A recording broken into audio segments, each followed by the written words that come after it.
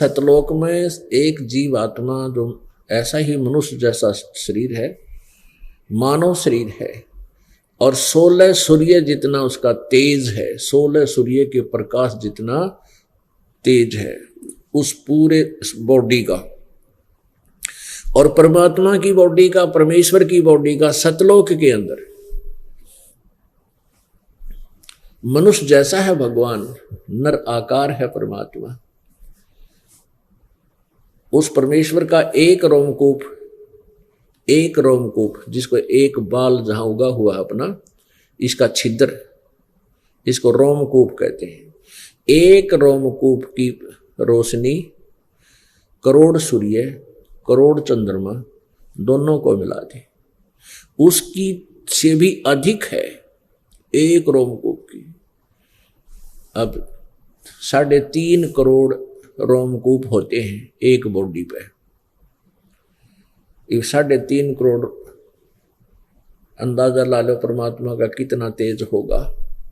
तो कहने का भाव यह है कि जैसे कुछ पथभ्रष्ट, ज्ञान भ्रष्ट, अज्ञानी व्यक्ति, कबीर पंथी भी और अन्य भी, जैसे चारों शंकराचार्य का विधान आपको बार बार दिखाया, कई बार अभी दिखाएंगे समय आने पर। इनका क्या विधान है, कुछ जैसे पारखी कहते हैं, कबीर पंथी पारखी बोलते हैं अपने आप को, और वो महाज्ञानी है बिल्कुल, क्योंकि वो कहते हैं जीव ही परमात्मा है, जीव ही ब्रह्म है। फिर तो गधा भी ब्रह्म है, फिर तो कुत्ता भी ब्रह्म है, फिर साधना करने की आवश्यकता क्या है जब तू स्वयं ही ब्रह्म है? नहीं, जीव जीव है और पीव पीव है। जैसे राजा जो है, राजा भी मनुष्य ही होता है, लेकिन आम मनुष्य में राजा की पावर में दिन रात का अंतर होता है। ऐसे ही परमात्मा मनुष्य जैसा ही है, मानव ही है, लेकिन वो परम आत्मा है। नहीं तो परम आत्मा का प्रयोग करने की आवश्यकता नहीं थी इस नाम की, परम आत्मा कहना ही नहीं था, आत्मा ही बहुत था। तो वो परमात्मा है, हम आत्मा है,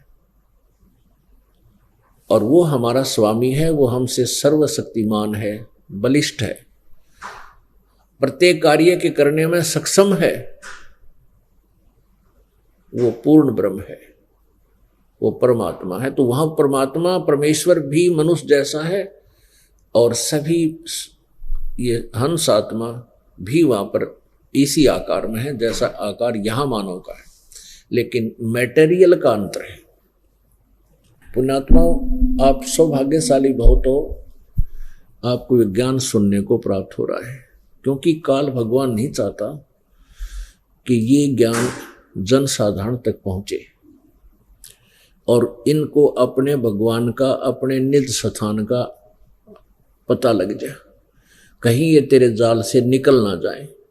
अब यही कारण है कि ये, और देख लो कितने संतों के ऊट पटांग बातें करते हैं और सभी चैनलों पर सत्संग चल रहे हैं, क्योंकि वो तो काल के दूत हैं और सब काल ने व्यवस्था उनकी करवा रखी है कि ये अज्ञान फैलाते रहें, और एक ये दास है जो ज्ञान प्रचार कर रहा है, सदग्रंथों के अनुसार प्रचार कर रहा है। तो काल को बेचैनी हो चुकी है और ये सब ड्रामेबाजी ये करवाता रहता है। अब इसका उद्देश्य यही है कि ये ज्ञान भगवान का किसी को पता ना लगे। लेकिन अब परमेश्वर कबीर देव जी का आदेश है, ये वो समय आ गया है कि इसमें ये प्रचार होगा ही होगा, और इस काल को परमात्मा ने पहले ही वचनबद्ध करवा रखा है। इसने कहा कि कलयुग में आप कितने ही प्राणियों को पार कर लेना, सतयुग त्रेता द्वापर में कम प्राणियों को ले जाना। और लेकिन एक और प्रार्थना की थी इस काल भगवान ने कबीर जी से, परमेश्वर जी से, कि जो आपके ज्ञान को फाइनल माने, अंतिम माने और स्वीकार करे, आपका हो गया, और जो हमारे ज्ञान को स्वीकार रखे, हमारे ज्ञान को माने, हम में आस्था रखे, वो हमारा ही रहे। आप उसको धक्का ना करना, जबरदस्ती मत करना। परमात्मा ने कहा ऐसा ही होगा, तथास्तु। तो पुण्यात्माओं, अब यही यहाँ पर दो पार्टियों के अंदर संघर्ष है, एक काल की पार्टी है, एक परमात्मा की। तो जो हमारे पास आ जाएगा वो भगवान का बच्चा हो जाएगा, इस ज्ञान को समझेगा।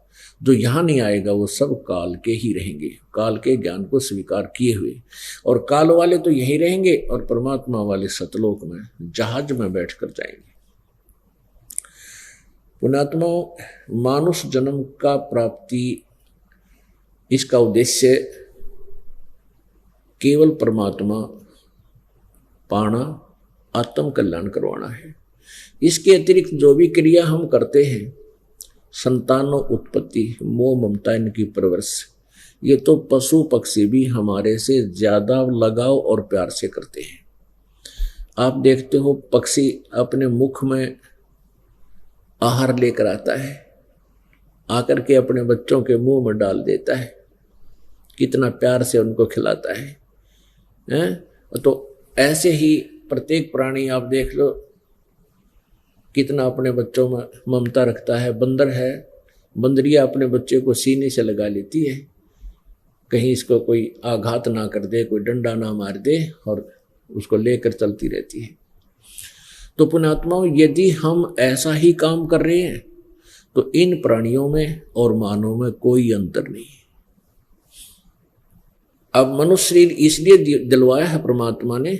अब आप कई बार सृष्टि रचना में सुनते हो कि इस काल भगवान ने वहां सतलोक में गलती की थी, दुर्गा को के साथ बदव्यवहार करना चाहा था। इसने अपनी इज्जत रक्षा के लिए सूक्ष्म रूप बनाकर इसके जैसे भी इसने मुंह खोल रखा था, अभद्र तरीके से आलिंगन करने के लिए हाथ फैला रखे थे, सूक्ष्म रूप बनाया, छोटा रूप, मच्छर से भी छोटा, और एकदम नीचे पहुंच गई इसके पेट में। वहां से पुकार की परमात्मा से, परमेश्वर वहां आए अपने पुत्र जोगजीत का रूप बना के,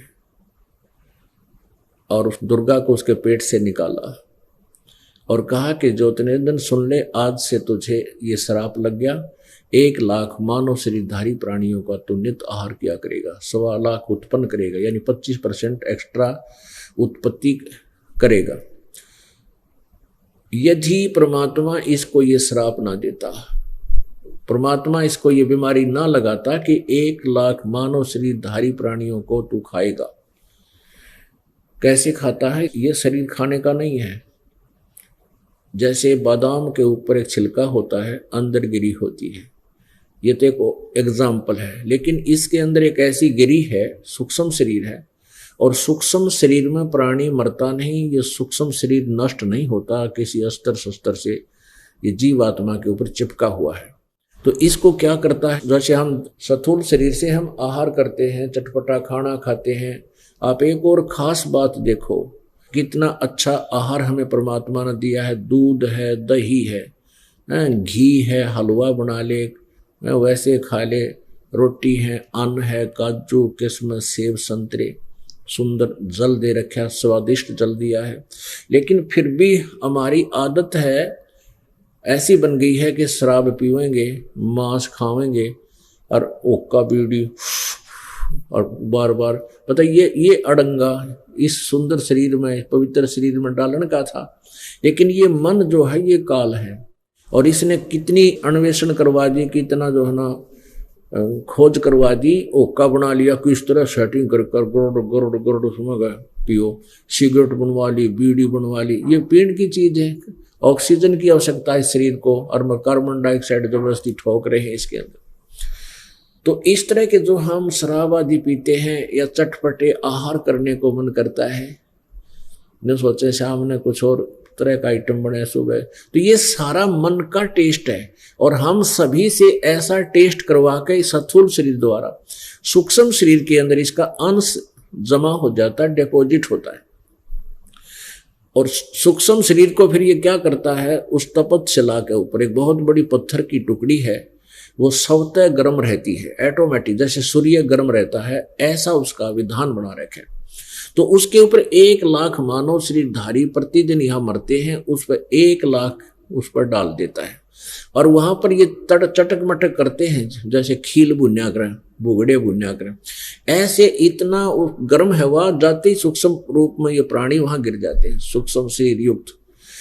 और इनके सारे जीवन में जिसने जैसे भी व्यसन किए हैं उनका जो अंश उसमें जमा है वो वहां ऐसे निकाला जाता है और वहां इसलिए प्राणी तौबा बोल जाता है। इतना बुरा हाल होता है इसका, तड़फ तड़फ कर, पर मरता नहीं है। वहां इसको यम के दूत सीधे बाले ठोके, इसके सीधे सिंगड़ मारे जेड़ी के, यू मरता नहीं, पर पीड़ा बहुत ज्यादा होती है, उसमें पीड़ा बहुत ज्यादा होती है।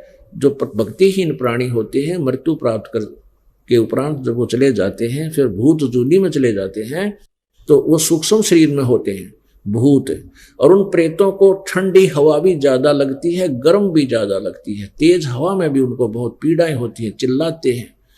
तो ये विधान है, इसको आप अच्छी तरह समझें।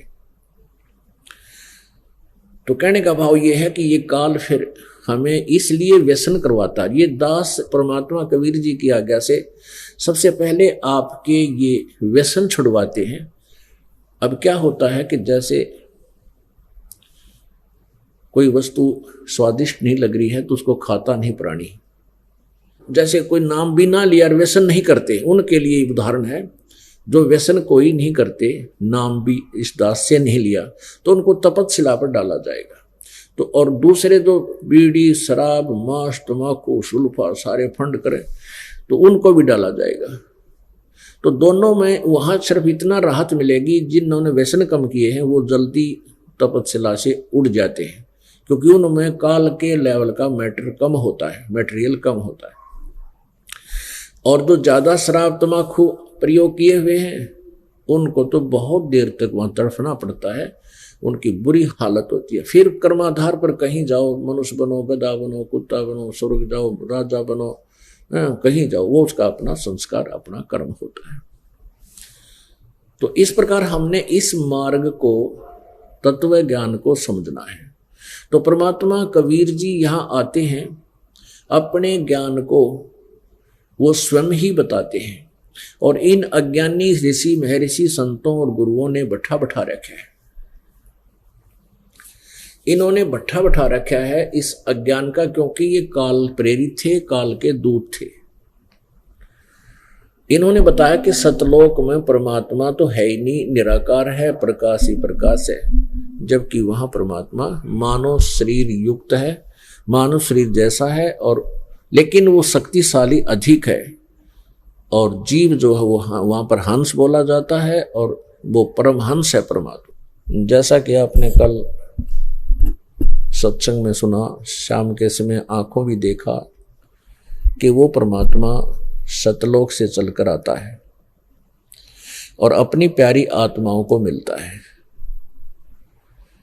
अब ऐसी लीला केवल कबीर परमेश्वर जी की है और किसी की नहीं है।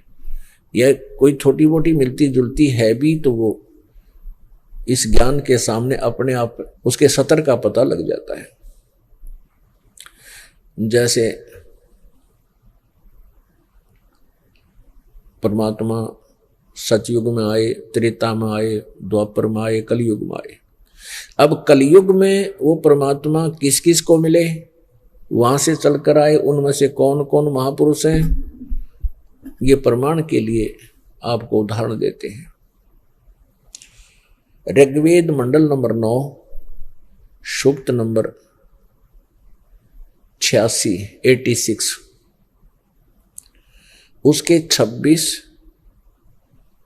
और 27 मंत्र में, और ऋग्वेद मंडल नंबर 9 सूक्त नंबर 82 यानी 82 के मंत्र नंबर 1, 2, 3 में ये क्लियर स्पष्ट किया हुआ है। और ऋग्वेद मंडल नंबर 9 सूक्त नंबर 20 मंत्र नंबर 1 में, और ऋग्वेद मंडल नंबर 9 सूक्त नंबर 1 मंत्र नंबर 9 में ये स्पष्ट किया हुआ है कि वो परमात्मा सतलोक से चलकर आता है, अपने निज स्थान से, जो वहां तीसरे स्थान में रहता है, वहां से गति करके नीचे आता है और अपने दृढ़ भक्तों को मिलता है। अपने दृढ़ भक्तों को, वरिष्ठ वरेणीय भक्तों को, यानी अच्छी आत्माओं को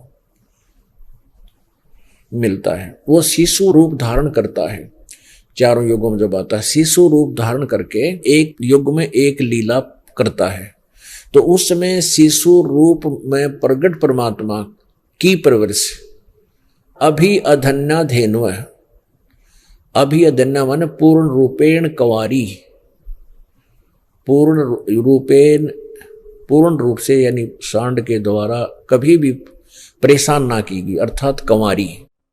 क्योंकि ये समझाने के लिए इन सदग्रंथों को ऐसे कुछ वचनों का प्रयोग करना पड़ रहा है।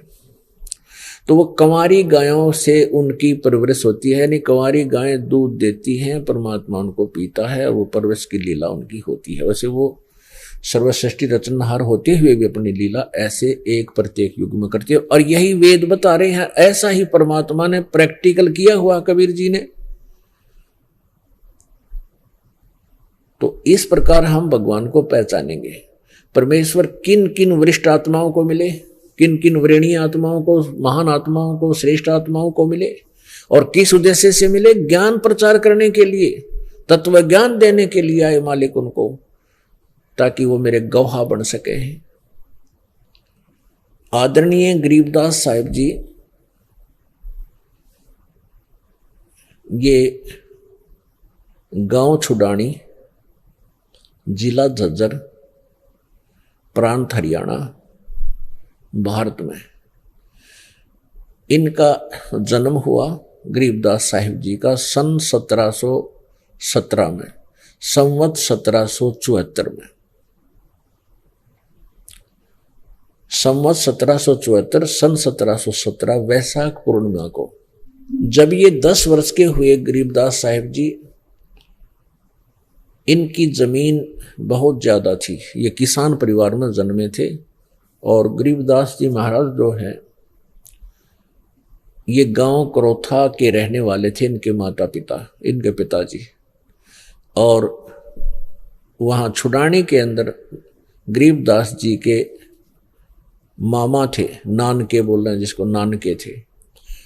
और गरीबदास जी की माता जी का कोई भाई नहीं था, जिस कारण से गरीबदास जी के पिताजी अपने ससुराल में अपने ससुर की लगभग 1450 एकड़ जमीन के वारिस बन गए थे, वहां रहने लग गए थे।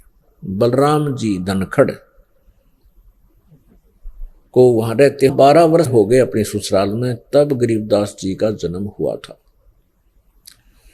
जब ये 10 वर्ष के हुए, उस समय क्या था कि शिक्षा नहीं थी, स्कूल आदि में नहीं बच्चे जाते थे। एक आध विद्यापीठ बना रखी थी, इन ब्राह्मणों के बच्चे ही वहां पढ़ा करते थे, विशेषकर काशी विद्यापीठ थी बस। तो उसमें शिक्षा नहीं थी। बच्चों को जैसा भी जिसका व्यवसाय होता था, जैसे कोई कुम्हार का बच्चा है तो जवान होते ही अपने पिता के कार्य में सहयोग करने लग जाता था। किसान का बेटा अपने पिता के साथ सहयोग करने लग जाता था किसान कार्य में। जैसे पशुपालन है तो पाली छोटे बच्चे होते थे, तब तक वो पशुओं को चराने के लिए जाते थे। उसमें गायें बहुत रखा करते थे, भैंस बहुत ही कभी देखने को कहीं कहीं मिलती थी। चरागा बहुत लंबे चौड़े होते थे, जनसंख्या कम थी और नहरों आदि की व्यवस्था, ट्यूबवेल आदि का विज्ञान विकसित नहीं था।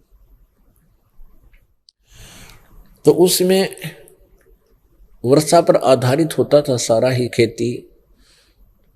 तो इसलिए खेती के लिए कुछ डहर क्षेत्र को रखा करते थे, बाकी अन्य स्थान को चरागाह बना दिया करते थे। तो गरीबदास साहिब जी अपने परंपरागत कार्य में गौओं का पाली जाया करते थे। अब परमात्मा क्या कहते हैं, गोता मारूं स्वर्ग में, गोता मारूं स्वर्ग में, जा बैठूं पाताले, कह कबीर ढूंढता फिरूं अपने हीरे माणिक लाले।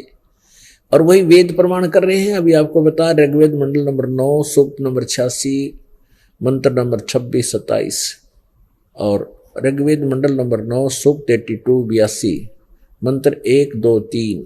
और भी बहुत से मंत्र हैं लेकिन इनमें क्लियर ज्यादा है। इन्हीं के अनुवाद में इन जो आर्य समाज के जो आचार्य थे और दयानंद जी थे, इन्हीं के ही अनुवाद से आपको पहले इसलिए दिखाया जा रहा है क्योंकि इनमें काफी स्पष्ट है। और ये दास अनुवाद करेगा वो तो अनमोल होगा, क्योंकि दास के द्वारा किए गए अनुवाद में ये व्याकरण के ठेकेदार रोड़ा अड़ाते हैं। ये कहते हैं रामपाल को संस्कृत न आती।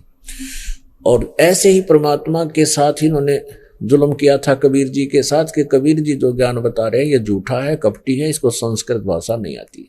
तो तब तो चल गई इनकी गलगी दाल, लेकिन ईब ना गड़े।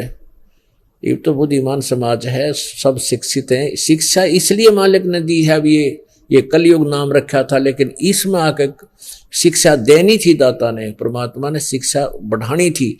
इस शिक्षा का मूल उद्देश्य यही है कि हम परमात्मा को पहचान सके। नहीं तो दो रोटी का धंधा भाई सभी कार्य हैं, चाहे कोई राष्ट्रपति बन रहा है, चाहे वो कोई मुख्यमंत्री, चाहे प्रधानमंत्री, चाहे कोई IAS DC कमिश्नर SP बना बैठा है, दो रोटी सब खाते हैं।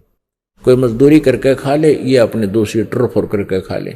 दो ही रोटी का रोड़ा है। पहले कुछ भी नहीं था, सब अपना धंधा करके टाइम पास कराया करते। और ये टाइम ही पास करने वाली बात है। इस शिक्षा की कतई जरूरत नहीं थी, इसने तो बेईमान और बना दिया।